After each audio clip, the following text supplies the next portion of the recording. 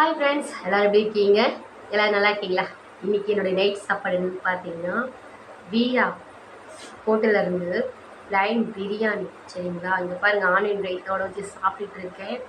Taste வந்து எப்படி இருக்குன்னு பார்த்தீங்கன்னா,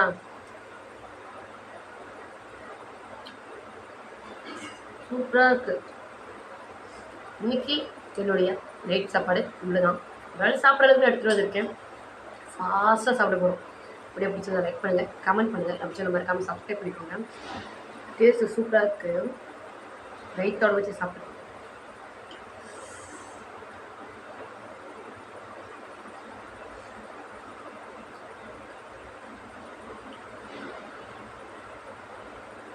நல்லா இருக்கு.